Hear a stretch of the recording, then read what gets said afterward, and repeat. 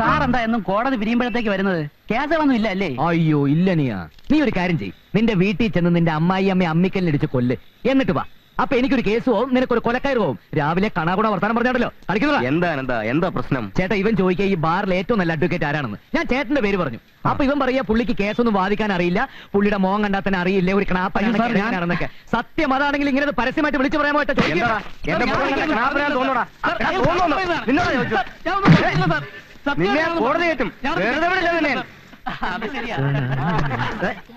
എന്താടോ അകത്തൊരു കൂട്ടച്ചിരി? പണ്ട് ചന്തുമേനോൻ ചെണ്ട കൊട്ടിച്ച പോലെ വല്ല സംഭവം കോടതിയിൽ നടന്നോ? ദിവസവും അങ്ങനെ പലരെയും അവിടെ ചെണ്ട പൊട്ടിക്കാറുണ്ട്. അത് ആസ്വദിക്കണമെങ്കിലേ വല്ലപ്പോഴും കോടതിക്കകത്തുനിന്ന് കയറണം. കോടതി കയറിയില്ലെങ്കിൽ എന്താടോ, തന്റെ വക്കീലിനേക്കാൾ കൂടുതൽ കേസ് എനിക്കുണ്ട്. അതേ, മറ്റ് വക്കീലന്മാരൊരു കേസ് കിട്ടിക്കഴിഞ്ഞാൽ അത് അവധിക്ക് വെപ്പിച്ച് കുറഞ്ഞത് ഒരു 5 വർഷത്തേക്കെങ്കിലും നീട്ടും. അതേ കേസ് എന്റെ കൈ കിട്ടിയാൽ അത് 5ന്റെ അന്ന് ഞാൻ ഒതുക്കും. പിന്നെ അവന്മാർ 5 വർഷം തൊണ്ടയിലെ വെള്ളം വറ്റിച്ചുണ്ടാക്കുന്ന കാശ് അത് വറ്റിക്കാതെ തന്നെ 5 ദിവസം കൊണ്ട് ഞാൻ ഉണ്ടാക്കും. പിന്നെ എന്തിനാണോ അതിനകത്ത് കയറുന്നത്? അതും ശരിയാ. അറിഞ്ഞോ, ചിത്രപുരം കൊട്ടാരത്തിന്റെ ഭരണം റിസീവർക്ക് കൈമാറി. ചിത്രപുരം കൊട്ടാരത്തിന്റെ ഭരണം റിസീവർക്ക് കൈമാറി? അത് ആർക്കെങ്കിലും കൈമാറിട്ട് തനിക്കെന്താടോ? അല്ല, ഇന്ന് സാറിന്റെ ഗുമസ്തനെ കണ്ടില്ലല്ലോ. അവൻ ചത്തു.